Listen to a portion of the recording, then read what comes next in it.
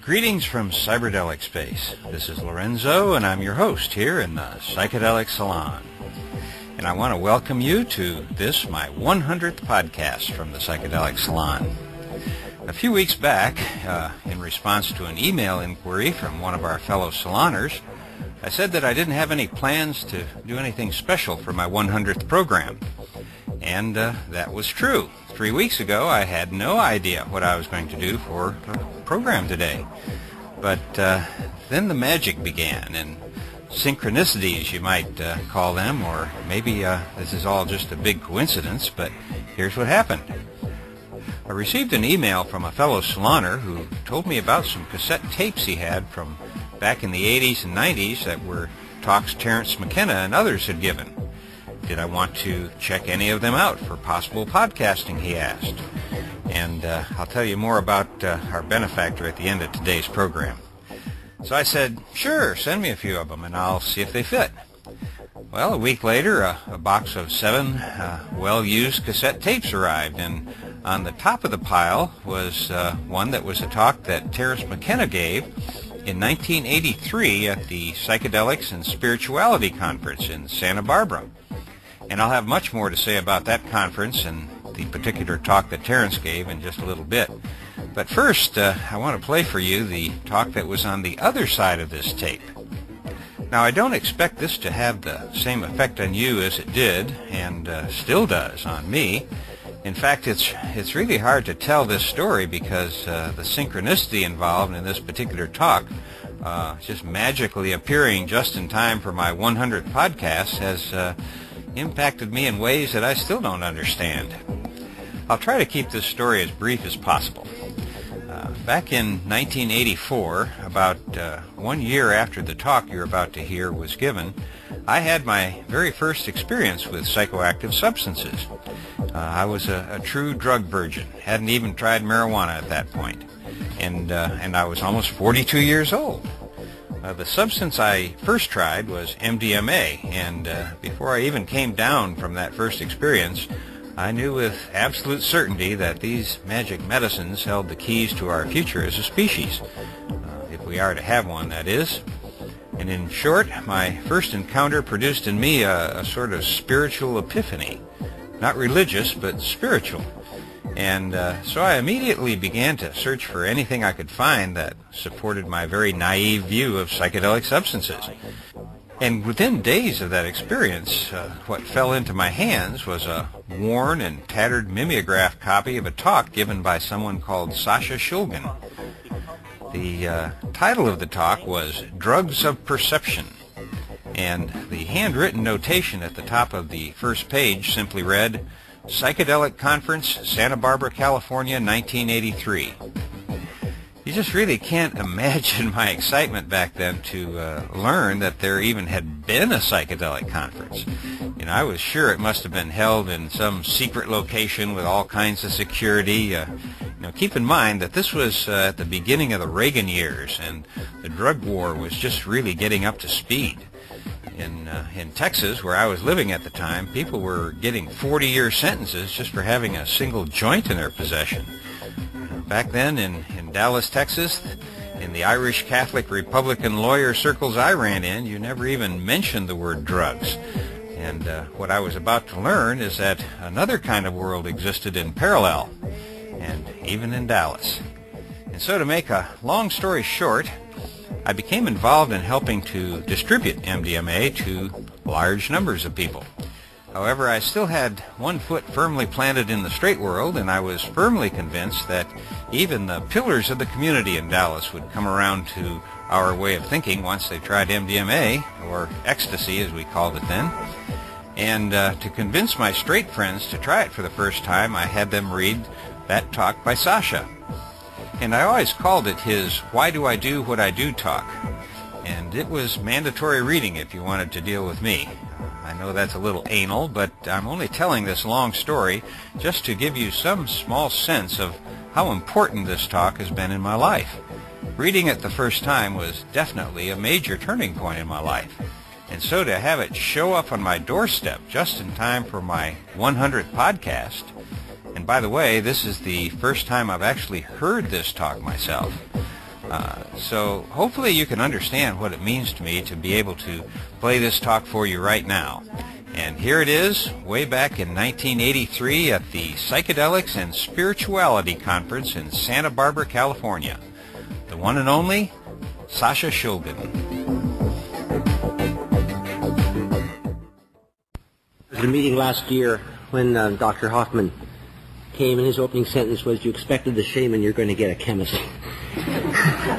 When I was first asked by Dr. Robert Gordon McCutcheon to come here tonight and talk about whatever I wanted to do, my first impression, as long as I allowed my first impression, was to decline. I had, after all, I am a student of chemistry and of pharmacology and not really a student of philosophy and religion. And I felt I had probably contributed as much as I could last year when I took chalk to blackboard and drew hexagons and tryptamine rings and gave my impression of what on a molecule caused it to do what. But my wife intervened. Why not tell them just why you do what you do? It got me launched into an interesting question. I never had actually spoken to myself and said, why do you do what you do? The flippant answer is always at hand. Well, one does it because it's there to be done. The Mount Everest routine. I climb the mountain because it's there to be climbed. But that is, of course, not the reason I do the research I do.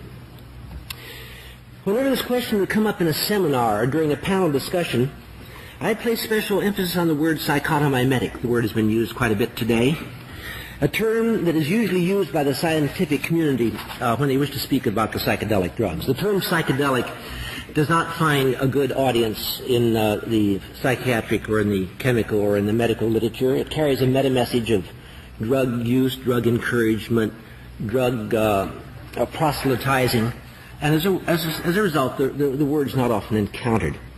In its origin, as was pointed out, it comes from psychoto, meaning in essence psychosis, and mimesis, meaning the imitation of. And this indeed is a term that very early in the work in this area that had been given these materials because they had been cast in the role of causing syndrome, causing symptoms that would reflect the character of mental illness. And it's felt by studying the effects of these materials in normal subjects, you might be able to glean some insight as to the mechanisms or at least the descriptions and definitions of this syndrome when seen in people who are spontaneously ill. This explanation, the search for new psychotomimetics, for materials that would be more exacting in definition of psychosis, is completely logical in that but most of the hallucinogenics, the psychedelics that are known, can be classified into materials that are indoles, and there are many in this area, the tryptamines, the more convoluted carbolines, LSD as an ergot-type indole, or it can be classified as phenethylamines. And there are perhaps some 3 or 4 score that are in this classification. The analogs of mescaline compound has been mentioned several times, or the substitution variants of mescaline, or the alpha-methyl compounds that have given rise to the materials that are lumped chemically together as the amphetamines. And there are 2 principal neurotransmitters in the brain. One is an indole, and this is serotonin. One is a phenethylamine, namely dopamine. And it's very desirable from the point of the neurochemist to find pigeonholes that can classify things. Here we have a group of psychedelics that are all indoles, and we have a neurotransmitter that's indolic, serotonin. Here's a group that are all phenethylamines, and we have a neurotransmitter that's a phenethylamine. All we have to do is understand why all of these work here and all of those work there, and we shall now know how the neurotransmitters work in the brain. And once we know that, we'll be able to cure mental illness. Well, it's an appealing, and it has not been a particularly rewarding classification. And the explanation, beside being logical, is quite safe, because it's an unthreatening explanation. It's easily accepted by the academic and the administrative community. But the explanation is still not the explanation of why I do what I do. My work is indeed dedicated to the development of tools, but tools for quite a different purpose. And here's where I want to get quite away from chemistry and into some of my own personal thoughts. I'd like to lay a little background to establish a framework for these tools, and in part to define them, and in part to give emphasis to an urgency that I really feel associated with them. First, I am a very firm believer in the reality of a balance in all aspects of the human theater. When there seems to be a development of move that away, somehow, very shortly, or almost in concert, there is a move this away that keeps things in some delicate balance. If there must be a dichotomization of concepts into good and evil, then all good seems to contain its unexpressed evil, and all evil is unexpressed good. Within the human mind, there coexists the eros, the life-loving, the self-perpetrating force, with the thanatos, the self-destructive death wish.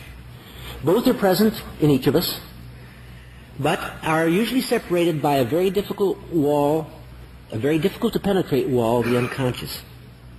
One definition of the tools I seek is that they may allow words of a vocabulary which might allow each human being to more consciously and more clearly communicate with the interior of his own mind and psyche. This may be called a vocabulary of awareness. A person who becomes increasingly aware of, and so begins to acknowledge, the existence of the two opposite contributors to his motives and decisions may begin to make choices which are knowledgeable. And the learning process that follows such choices is the path that leads to wisdom. But just as there is a balance within the mind that needs establishment, there is an interesting record of balances of the same sort in society. Let's look for a few minutes at some of the coincidences that have kept our human race in a rather precarious balance. Throughout the early centuries of the current millennium, there were carried out some of the most viciously inhuman wars that were known to man, all in the name of the forces of religion and the horrors of the Inquisition with its lethal intolerance of heresy. And yet it was during these dark years that the structure of alchemy was established. Not to change base metals into noble ones, as is often thought, but to acquire knowledge through the study of matter. The work of the alchemists extended up to the Age of Enlightenment with the urges of rationalism and of skepticism. And it was always directed toward the learning process.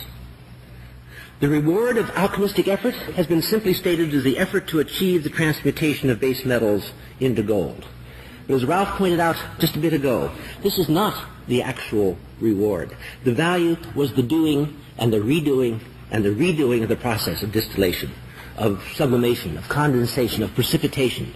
It was a continual, ever more exact effort to understand these processes, that from the learning of the process, one would be able to find a unity between the physical and the spiritual world. It was the doing and the redoing itself that was the reward. In the last 100 years or so, this learning process has evolved into what we call science. However, there has been a subtle shift in the goal, from the process itself to the results of the process. In this age of science, it is only the end result, the gold, that really matters. It is not the act of achieving, but the achievement itself that brings one the acknowledgement of his peers, that brings recognition from the outside world, that results in wealth and in influence and in power. And these end achievements, these results, show the same dichotomy of directions which was so evident from the previous centuries. For years, there had been no separation of values. Neither direction had taken the colors of good or for evil. Still, there were incredible coincidences of timing. For example, in 1895, Wilhelm Conrad von Lenken observed that when electricity was applied to an evacuated tube containing certain gases, a nearby plate covered with barium platinocyanide emitted a visible glow. And the next year, in 1896, Antoine-Henri Becquerel found that these same metal-producing emanations were being emitted from uranium. Radioactivity had been discovered. But it was just in the following year, at 11:45 a.m. on the 23rd of November of 1897, that Arthur Hefter consumed an alkaloid that he had isolated from the peyote, dumpling cactus, brought to the Western world by the irrepressible pharmacologist Louis Levine. As Hefter wrote in his notes, and this is a quotation following 150 milligrams of mescaline, "From time to time, dots with the most brilliant colors floated across the field of vision. Later on, landscapes, halls, architectural scenes also appeared." Mescaline had also been discovered. During the 1920s and 1930s, both worlds, that of the physical sciences involving radiation and that of the psychopharmacological sciences involving psychotropic materials, continued to develop without any clear sense of polarity, without the mine is good and yours is evil duality that was soon to come. Radioactivity and radiation were becoming the mainstays of medicine. X-ray photography was invaluable in diagnosis, and radium therapy was broadly used in treatment. Controlled and localized radiation could destroy malignant tissue while sparing the host. And in the area of psychology, there were parallel developments. The theories of Freud and Jung were being developed into increasingly useful clinical tools and approaches to mental illness. And the basis of experimental psychology was laid in the pioneering studies of Pavlov. Another coincidence in timing, which in retrospect started a dividing of science onto separate paths, occurred during World War II. In the late 1942, Enrico Fermi and several other scientists at the University of Chicago demonstrated for the first time ever that nuclear fission could be achieved and could be controlled by man. The age of unlimited power and freedom from dependency upon our dwindling fossil reserves had begun. Just the next year, at 4:20 p.m. on the 19th of April, Albert Hofmann consumed a measured amount of a compound which he had first synthesized some 5 years earlier. As Hofmann subsequently reported, as a quotation following 250 micrograms, after the crisis of confusion and despair, I began to enjoy the unprecedented colors and plays of shapes that persisted. Kaleidoscopic, fantastic images surged in on me, alternating, variegated, opening and closing themselves in circles and spirals. LSD had also been discovered.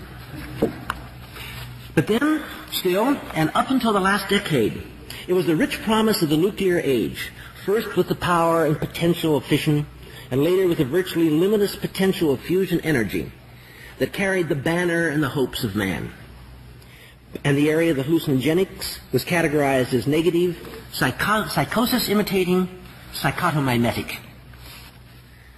It was not until sometime in the 1970s, that a strange and a fascinating and a rather frightening reversal of roles took place. The knowledge of nuclear fission and fusion took on a death-loving aspect, with country after country joining the fraternity of those skilled in the capacity for the eradication of the human experiment. And to have such power leads to the threat to use such power, which in time will actually lead to its use. But, as I said earlier, when one thing develops, there seems to spring forth a balancing, a compensatory counterpart. This balance can be realized with the psychedelic drugs. What had been simply tools for the study of psychosis at best, or for escapist self-gratification at worst, suddenly assumed the character of tools of enlightenment and of some form of transcendental communication. If man's alter ego, his thanatos, had been entrusted with the imperpetual knowledge of how he can completely destroy himself and this extraordinary experiment, then some development must occur at the eros side of his psyche that will and must afford the learning of how to live with this perpetual knowledge. It is a communication between these two sides of the mind that requires an extraordinary vocabulary. Where do these words come from, the words of this vocabulary? All depend upon an intimate insight into the working of the human mind, but this can be approached in many ways. The study of religion, of meditation, of self-yielding, provides a peace, but in my mind also tends toward a retreat and hence a capitulation. The efforts to amalgamate the two sides of the mind as seen in the Tao of Physics and the rich findings of parallelisms between the Eastern and Western philosophies may eventually explain all and allow some unification for the human purpose. But I feel, along with many others, that the efforts being invested in the technology of destruction does not allow sufficient time. It is possibly only with the psychedelic drugs that words of vocabulary can be established which might tunnel through the subconscious between the conflicting aspects of the mind and psyche. It is here that I feel my skill lies, and this is exactly why I do what I do. Where do we stand as of today? In the last handful of years, the forces of government and nationalism have amassed an unprecedented arsenal of destructive power. The power is in the current arsenals of the world, if restructured into Hiroshima-strength weapons, to detonate one bomb every minute, on the minute, for the next 2 years. And the rationalized need to do so is becoming manifest at a frightening pace. But in the last handful of years, a number of tools of communication have increased at a like rate. There are currently nearly 200 psychedelic drugs known and described, some touching at one, some at another of the fibers that unify our minds. By learning each of their structures of sensory communication in turn, we might find a form of communication that would disarm our destructive compulsion. And indeed, what form of tools are now available to us? Some of the tools that are available, or rather that have been available, are the widely publicized drugs of psychopharmacology, such as mescaline, psilocybin, DOM, LSD. These drugs played a role in defining the transition between drugs as entertainment, escape, turn on, and drugs as instructive vehicles for learning, enlightenment, and insight, but at quite a price. They had a high profile at the time that the scheduled drug laws were written, and thus were made illegal and are not available. However, in their place there are now many, many other materials, some more limited in their instructive capacity, and some perhaps even richer. And for everyone today, there will be 10 tomorrow. Let me describe a small sampling of the recently born materials a bit more in detail. These are examples with some quotations in some instances of experiments in which there have been actually definitions of some aspect of sensory teasing apart of the complex sensorium attack and effects that these materials can have. DIPT is an abbreviation of N,N-diisopropyltryptamine, a drug unique among the psychedelics in that it expresses a distortion in, or to an extent, a synthesis with the process of auditory integrity. It is perhaps one of the less available senses to be teased apart for special study. Many of the close relatives, as you well know, deal with the visual process and in some way will change or synthesize or modify the visual integrity, but a rather interesting distinction between the drug-induced psychosis and endogenous schizophrenia is that very often in the latter, the primary sensory character that is affected is the auditory influence. A quotation following 20 milligrams of DIPT. The telephone sounds partly underwater. Here are signs of a pitch change on radio. The absolute pitch down a major third. Chord on the piano sounds out of tune, quite flat. Music terrible, unlistenable. The other senses seem in no way affected. If I were deaf, I would have thought this an inactive drug. Several hours after ingestion of the material, this note. Hearing normal, piano back in tune. MDMA, or MDA, is abbreviation for 3,4-methylene-dioxy methamphetamine. It's a tool of communication that has shown, in recent years, an extraordinary utility in opening communication between individuals. This has promoted its use in psychotherapy, but has given promise as well as a vehicle for intrapersonal communication. This particular drug has been used clinically in many applications, and these today in probably number in the thousands, and it has commanded a remarkably good record of positive results. A quotation following 120 milligrams. We kept up a lively conversation covering many interesting aspects of our various family relationships. The conversation was unusually insightful and free of defensiveness. And following a 40 milligram supplement at the 2-hour point, Jean glowed with energy, became very beautiful. We talked freely and openly. Every bush and plant looks utterly alive. I am entranced by a large rock. As I look at its surface, I see the surface of a planet with mountains and valleys. Little crystals of mica are like jewels. Another material, 2CB, is the abbreviation for 2,5-dimethoxy-4-bromophenethylamine. A tool and a word of vocabulary which ties the mental process directly and constructively into the physical soma. The analgesic effects experienced with many, if not most, of the psychedelic drugs are not present with 2CB. On the contrary, there is an increased body awareness of every kind, including skin sensitivity, heightened responsiveness to smells, tastes, to sexual stimulation. One experiences increased consciousness of physical health and energy, or, on the other hand, sharpened awareness of any body imbalance or discomfort. 2CB allows rich visual imagery and intense eyes-closed fantasy without cluttering up of the mental field with too many elaborations. A quotation following 20 milligrams. Along with the awareness of the body and the ability to deeply enjoy the fact that one is a physical as well as a spiritual being, the experience of 2CB allows exploration as far as one needs to go. There is at all times full connection with all parts of oneself, the emotional and the intellectual, the intuitive and the instinctual. It is a superb tool for learning and for growth. And 2CB allows one to recover baseline within 6 to 8 hours using a maximum dosage of 25 milligrams, usually lower in the area of 18 to 20.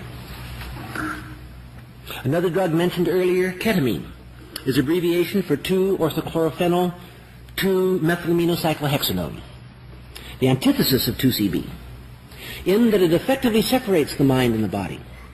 This allows the mind a separate and constructive state, apart from the physical groundings of the body. Although the primary clinical application of ketamine is as a dissociative anesthetic, an increasingly important direction of study is now being directed to the psychological loosening that it allows. MAL and CPM are abbreviations of the compounds that are fascinating analogs of mescaline, namely 4-methyl-3,5-dimethoxyphenethylamine and 4-cyclopropylmethyl-3,5-dimethoxyphenethylamine, two compounds that activate opposite sides of the sensorium. The former provokes an intense visual distortion at the retinal level, with consequential bizarre interpretations. The latter displays its effectiveness in the fantasy counterpart, seen only with the eyes closed. Following 65 milligrams of MAL, a quotation, within 2 hours, intense effect, beautiful, diuretic, good connections between parts of myself, continual fantasy and imagery, lovely experience of the erotic with husband. Around 12 hours, excellent solid sleep with clear, balanced dreams. Following 70 milligrams of CPM, at 2 hours, strong effect but no visual. Wonderful locking into music, deep loving, erotic, very good. With eyes closed, intense, colorful fantasy, much like LSD at times. No sleep before 18 hours. Lest anyone should have the impression, by the way, that research in this area leads always to God and to insight and to deeper experiences in loving, let me mention an example of a compound called 4-TASB, which is 4-thiol-ethyl-3-ethoxy-5-methoxyphenethylamine. Following a 100 milligram exposure. At about 2 hours, pleasant and positive, peaceful feelings, very good humored. Later, sleep impossible until early morning, and then only about 2 hours. All next day could not rest or sleep. Feeling of nerve endings raw and active, anxiety over heartbeat. Frightening effects on nervous system. Depression, back of neck sore from tension. My first experience of being able to detect what felt like continual electrical impulses between nerve endings. Had the impression that if I allowed the wrong sequence of images to flow in my mind, I might experience some sort of convulsion, or at least a kind of mental shock or sorting out. When I tried to sleep, eyes closed fantasies became intensely negative and threatening. I could not smooth out the nervous system. Felt very vulnerable. Do not repeat. Alpha-O-DMS is abbreviation of 5-methoxy-alpha-methyltryptamine, an analog of a neurotransmitter serotonin that has been tailored chemically to allow it to enter into the CNS, into the brain. It is a very potent indole psychedelic that touches closely on those areas involved with primal energies. Several researchers experienced dreams of catastrophic events after exploring this material. One researcher, however, had a dream which involved as a complete science fiction scenario. He found it absolutely enjoyable and is still thinking of writing it up and sending it into a publisher. These are only about a half a dozen or so of many scores of fascinating compounds that are now available for the study of this developing vocabulary. This is where we are at the moment. Some materials show incredible promise, and some suggest caution. But what might we expect to emerge in the future? Let's look at the past history of other areas of psychotropic chemistry. A few decades ago, it was marveled at that drugs such as the opiates, including morphine and heroin, meperidine, could have such an exacting influence on the brain's integrity. Then it became known that there were natural factors in the brain that had these actions, and that there were specific sites in the brain that were pre-designed to respond to them. There were the enkephalins and their fragmented portions known as the endorphins, which were derived from the cephalic process and related to morphine. These met a person's need for the suppression of pain. Perhaps there are psychedelics from the psychedelics, and specific N-escalins from mescaline yet to be discovered that might relate to these communicative factors, which might be connected and eventually related to the natural receptor sites in the brain for transcendental communication. Their structures may someday be known. Their functions may someday be understood. There are a multitude of tenuous threads that tie together the fragile structure of the human spirit. The life-giving with the death-demanding side. The exalted voice with the mundane. The strongly centered self with the drive toward dispersion and loss of center. These all coexist in all of us. But there is an essential blockade between these inner worlds, which I truly feel can be penetrated only with the words and the tools and the understanding that may be most easily obtained through the area of psychedelic experiences. William Blake said in The Marriage of Heaven and Hell, "Man has no body distinct from his soul, for that called body is a portion of soul, discerned by the five senses. The chief inlets of soul in this age, energy is the only life, and is from the body, and reason is the bound or outward circumference of energy. Energy is eternal delight." These are responses to a heartfelt need for some vocabulary, to allow the establishment of a dialogue that might diffuse the accelerating mad moves toward extinction. My personal philosophy might well be lifted directly from Blake. I must create a system or be slaved by another man's.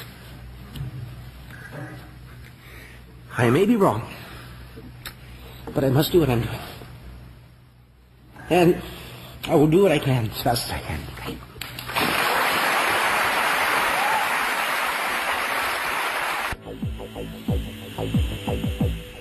As you could tell, Sasha became a little emotional at the end, and on the copy of this talk that I received in 1984, over in the left margin on the last page was written, "Here he started to cry."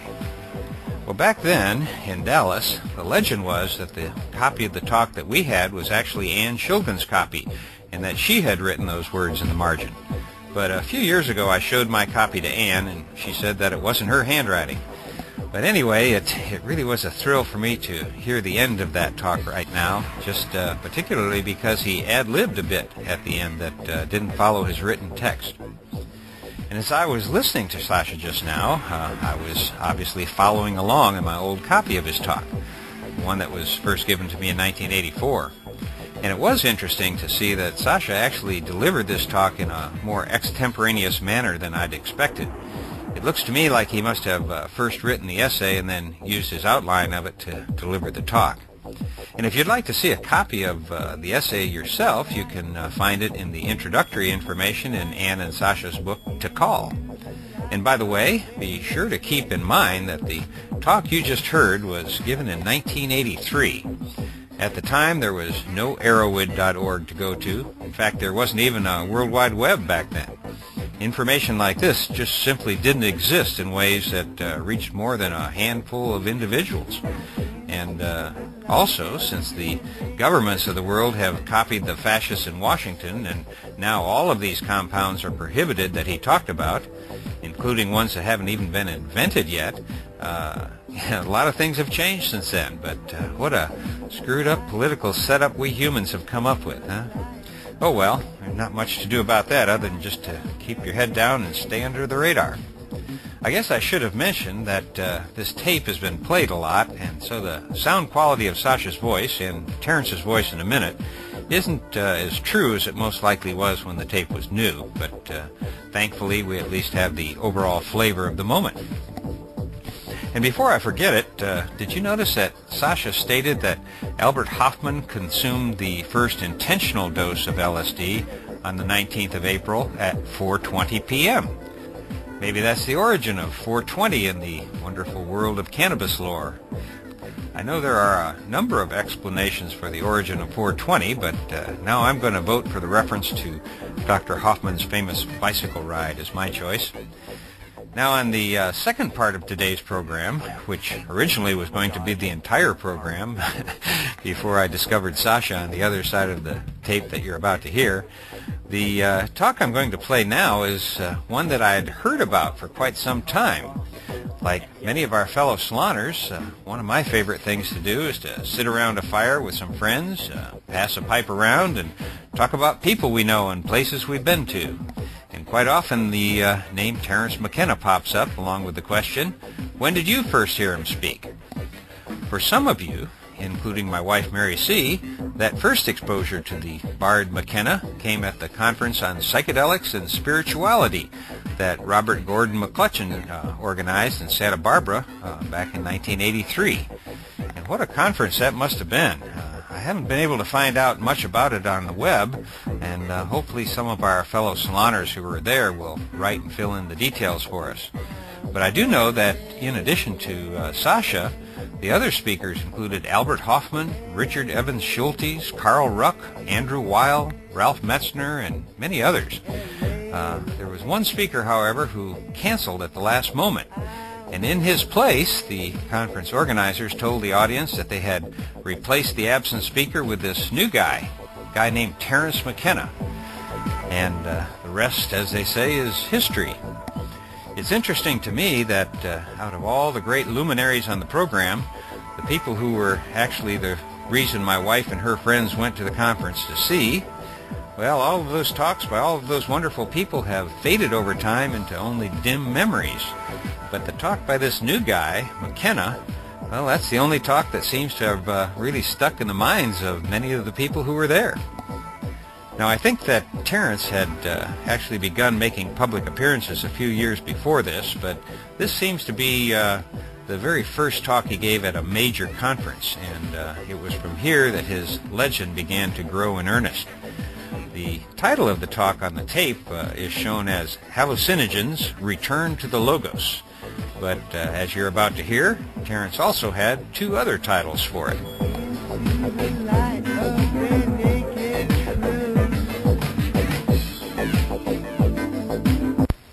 I was originally going to call this talk Monkeys Discover Hyperspace, but I decided that was a little outrageous, and I settled on hallucinogens before and after psychology.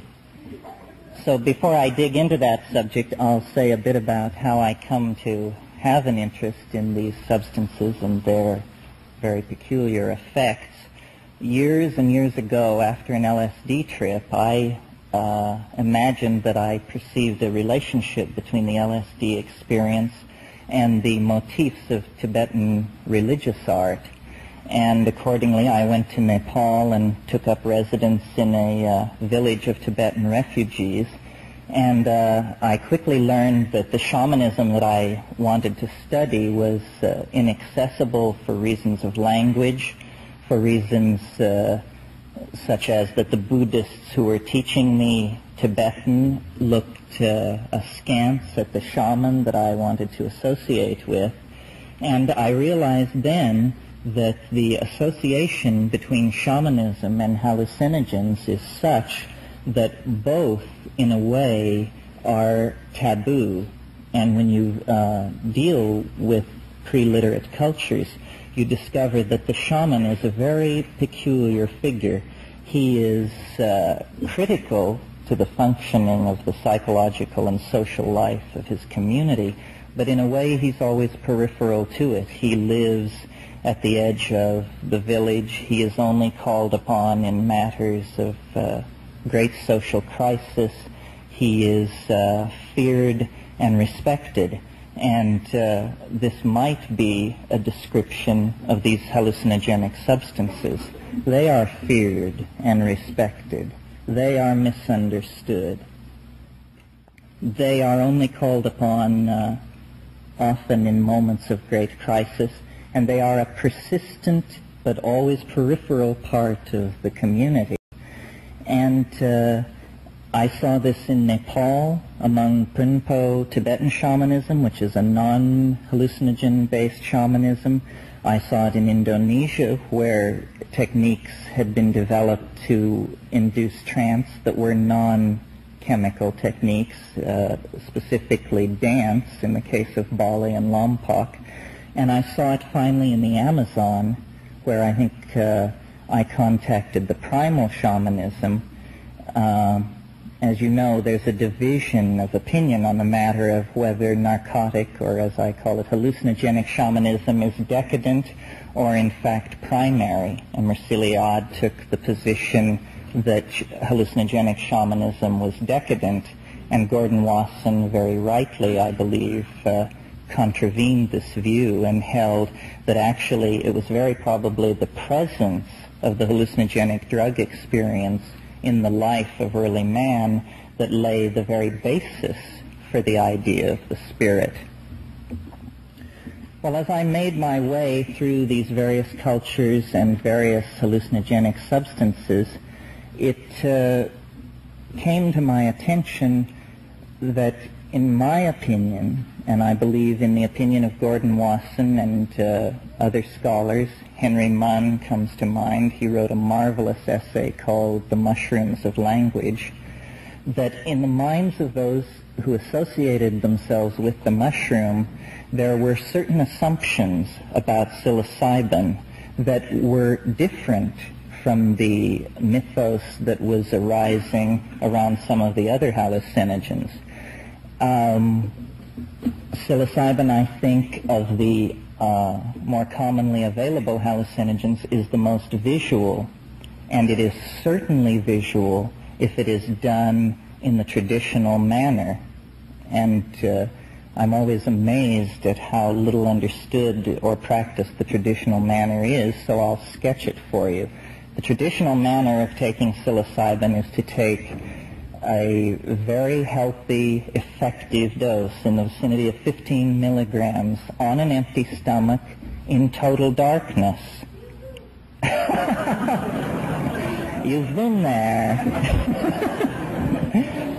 And in that situation, which is in a sense a situation of sensory deprivation, the psilocybin is able to exfoliate itself to the fullest degree and to show you what it is, not against a background of the reality that ordinarily surrounds us, but against a background of darkness, so that the pure essence of the thing can be shown. And it is extraordinarily bizarre, extraordinarily difficult, I believe, to assimilate into your worldview. And this is whether you're a Bora youth undergoing initiation, or whether you're a college student or a research chemist. These things do not lend themselves well to integration into language. If they did, they wouldn't occupy this peripheral position after 10,000 years of human culture. But above and beyond the visual intensity of psilocybin, the thing that sets it apart, I believe, is a phenomenon that might be described as an induction of audio hallucination. But in fact, to describe it that way is to fall back on a kind of medical jargon reductionism, because what it really is a voice in the head that is separate from the perceived ego function. In other words, a voice speaks. You hear it, and it seems to be operating independent of the ego.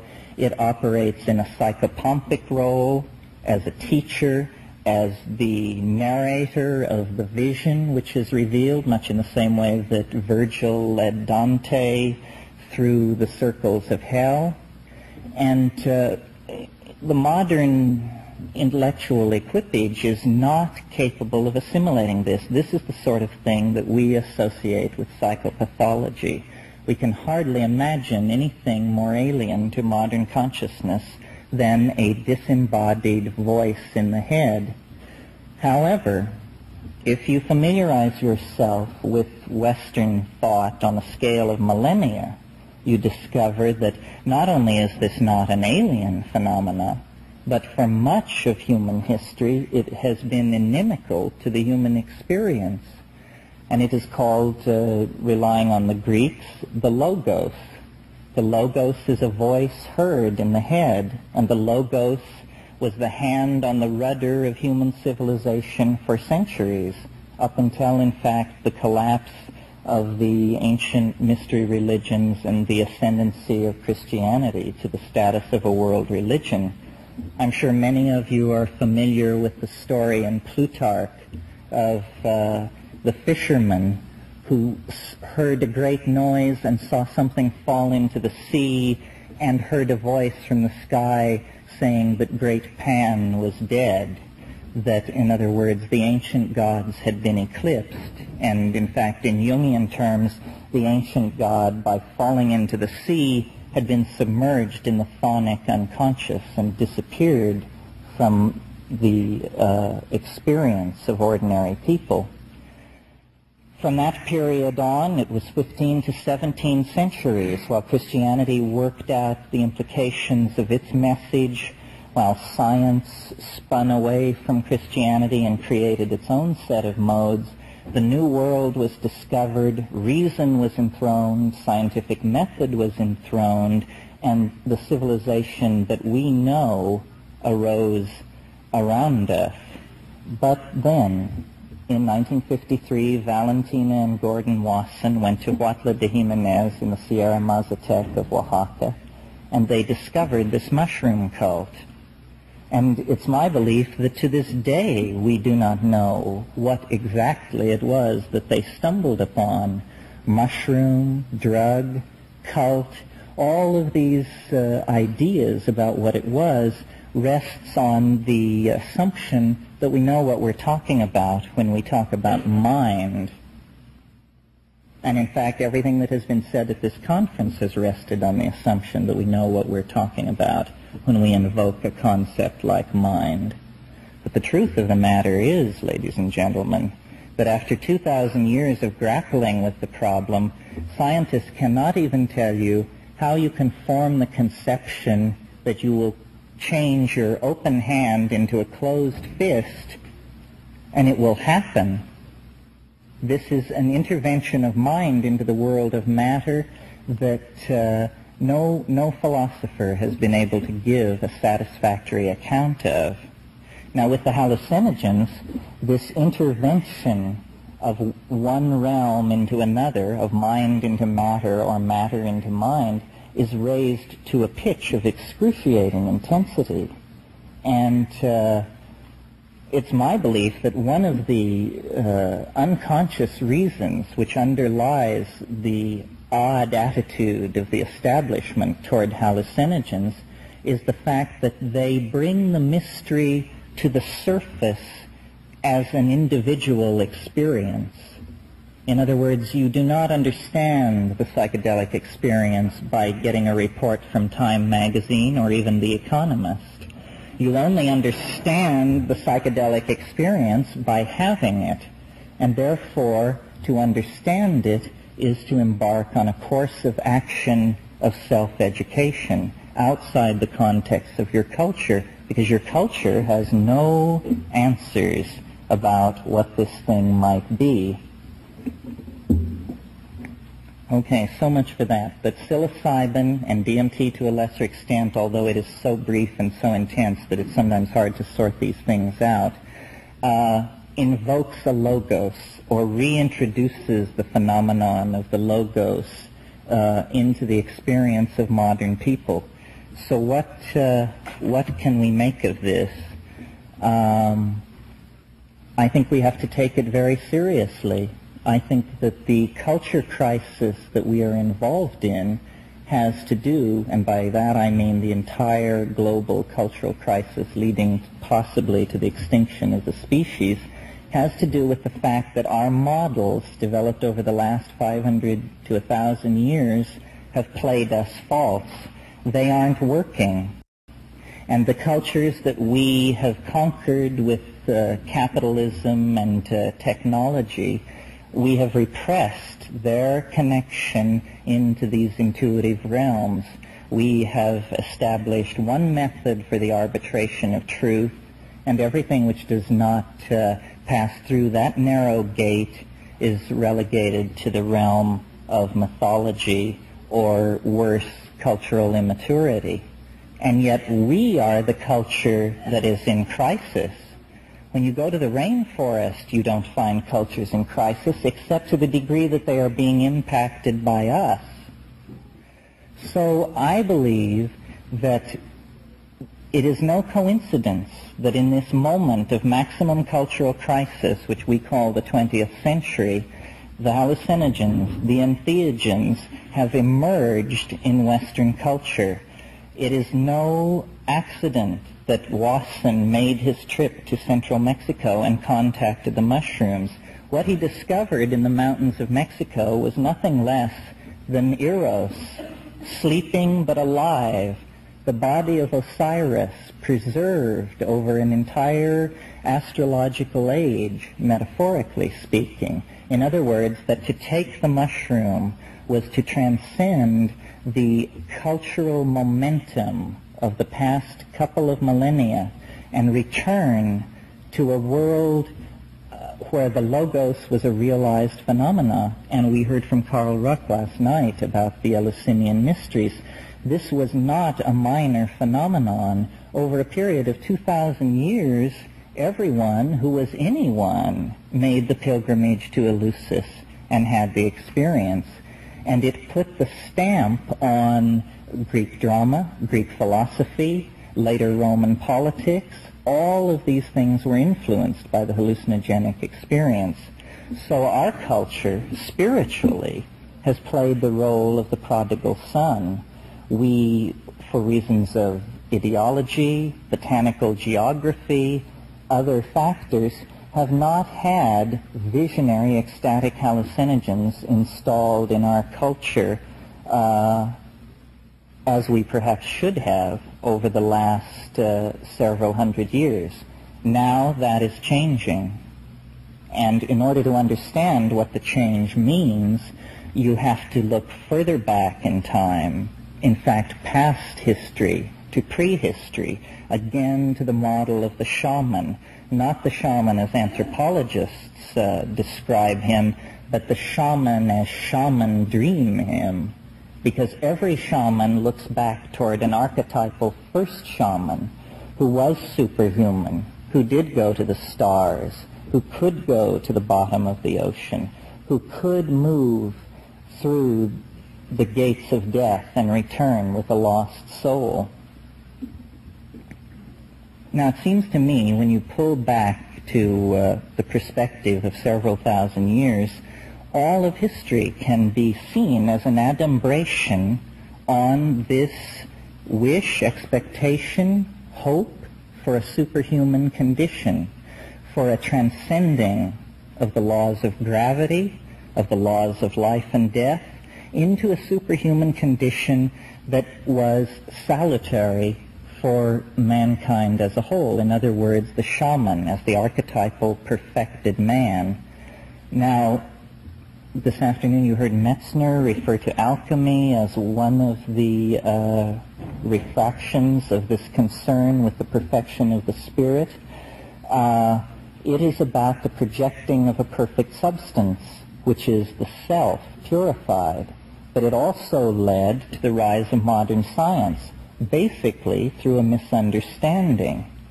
Now, it seems to me what's happening now is that what Merceliade called the human desire for self-transcendence expressed through the motif of magical flight has been taken up by the technological society as the idea of space flight.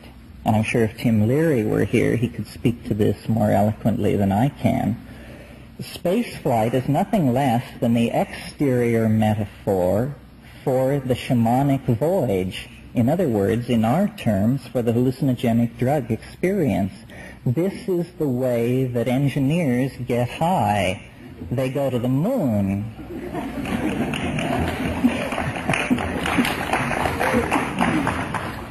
What we need to do to transcend our cultural schizophrenia and to heal the rift between spirit and soul, or world and self, is to realize something which we all pay lip service to, at least I'm sure all the people in this room pay lip service to, which is the idea that the inside and the outside are really the same thing.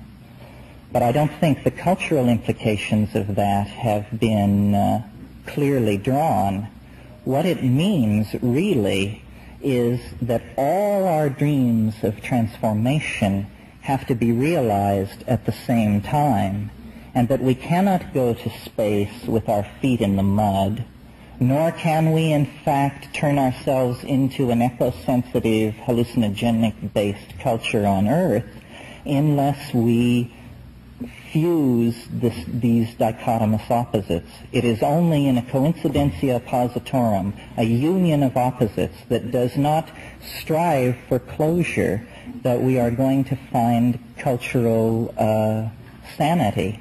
And this is the thing that the entheogens, the hallucinogens, deliver with such clarity and regularity. They raise paradox to a level of intensity that no one can evade. And in doing that, they set the stage for turning yourself into the kind of person who does not insist on having it either or, black or white.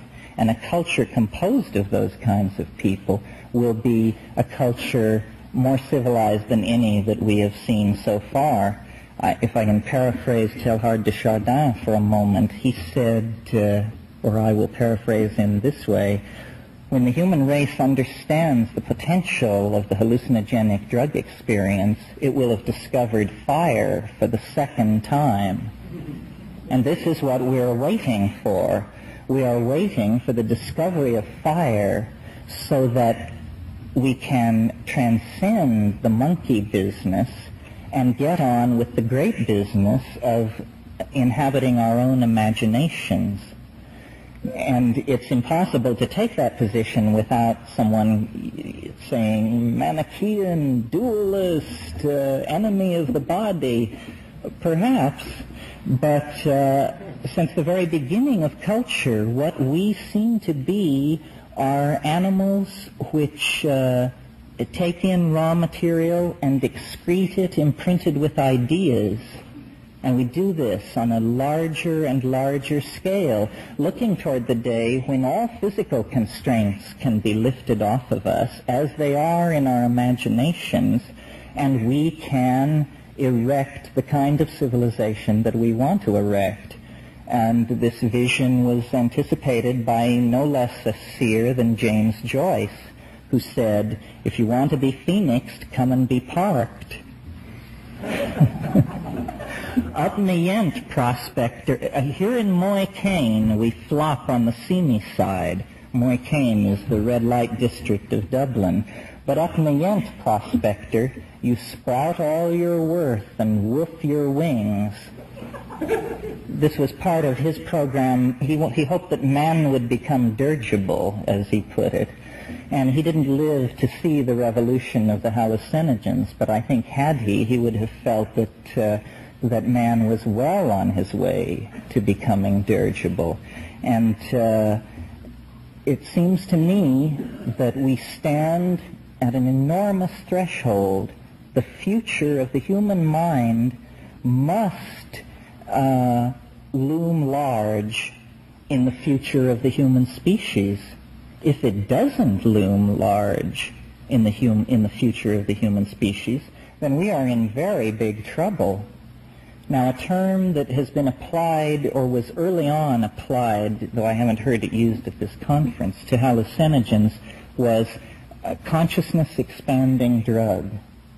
And this may not be automatopoeic, but it's certainly phenomenologically accurate and neutral. They are consciousness-expanding drugs. And the question, what is consciousness, cannot be divided away from the question, is man good? And this is a question that we have to answer for ourselves, because I believe that we are not going to extinguish ourselves, that we are going to evade the many obstacles that are so obviously ahead of us in the next few years. we are going to reach the threshold of the galaxy, but in what form? And in order for the form in which we reach the edge of the galaxy and present ourselves to the hegemony of organized intelligence that must exist there, in order for that form to be worthy, we are going to have to go with our minds fully illuminated in front of us. And that means that we can have no more truck with the idea of an unconscious, of an inaccessible and dark part of the human psyche that cannot be controlled. That is obviously a description of the childhood of an intelligent species. And I believe that these hallucinogens signal the end of that childhood. There have always been individual shamans who have made that transition. And in that sense, the taking of hallucinogens is an ahistorical phenomenon. It has always been going on. But the idea of psychedelic societies is something new. And it doesn't necessarily mean that everyone takes the drug. It merely means that the complexity and the mysteriousness of mind are centered in the consciousness of the civilization as the mystery which it comes from and which it must relate to in order to be relevant. So I'll take a couple of questions.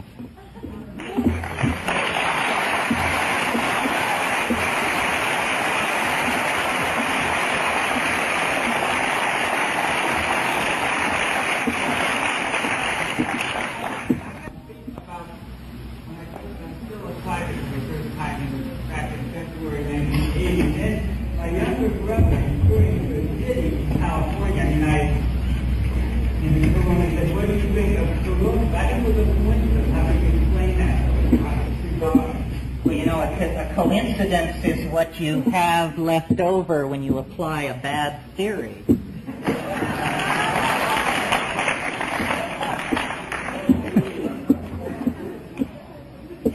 Any other questions?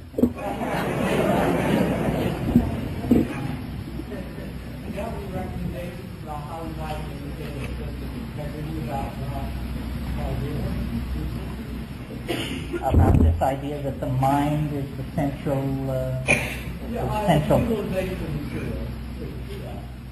Well, I guess the question is there any advice vis-a-vis utilization of materials that would allow you to hang on to whatever perceptions I may have triggered in you? I wouldn't presume to answer that question, but I'll answer another one that might relate to it, which is I think that when you take hallucinogens, you should take an effective dose, and I can't stress enough the importance of lying down and being still in darkness on an empty stomach. I mean, if you want an oral empowerment, that's it. Nothing could be simpler. And yet you would be amazed at the number of people who, when you mention psilocybin, the first question that occurs to them is, will I be able to drive? This is...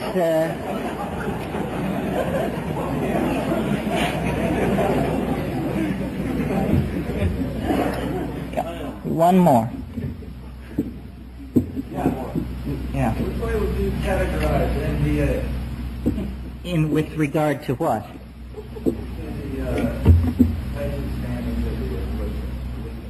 Well, NDA, the word empathenogen or empathogen seems to me very appropriate. It is not a powerful visual hallucinogen. I'm very interested in the visual hallucinogens because it seems to me they pose certain fundamental questions about information theory and that kind of thing.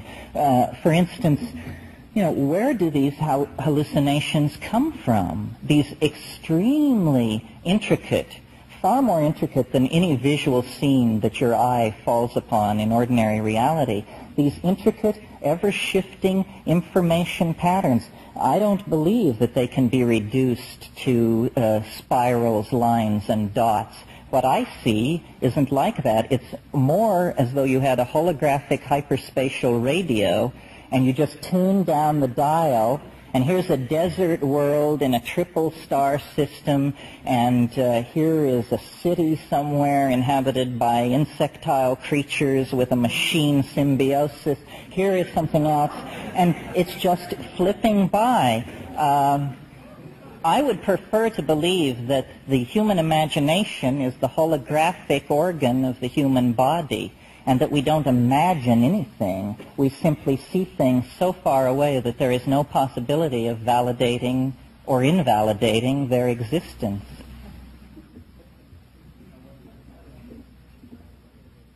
One more.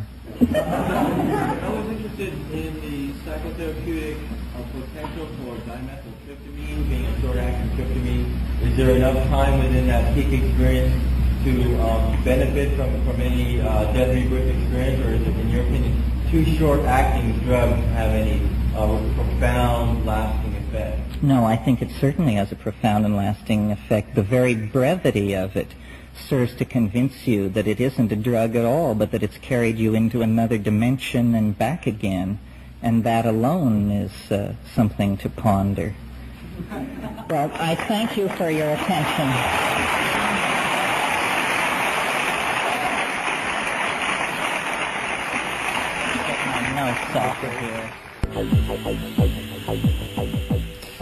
Wow, what an experience that was for me just now. I think that what struck me most was hearing how very self-assured and self-confident Terence was at what was one of his first major appearances. And think of the company that he found himself in that day. You know, Albert Hoffman, Sasha Shulgin, Richard Evans Schultes, and an audience that, for the most part, had no idea of who Terence was. But as we now know, he soon became quite well known. So well known, in fact, that at the end of the last century, the Utne Reader selected Terence as one of the 100 most influential people of the 20th century. And obviously, he continues to have an impact on the 21st century as well. And when you go back and listen to this talk again, which I'm pretty sure you'll do at some point, try and put yourself in the position Terence was in at the time he gave this talk. You know, he was only in his mid-30s, and I don't know about you, but there's no way I could have sounded that confident at that age and in front of so many psychedelic luminaries. What a heady experience that must have been for him. And what a thrill it has been for me to finally get to hear this talk.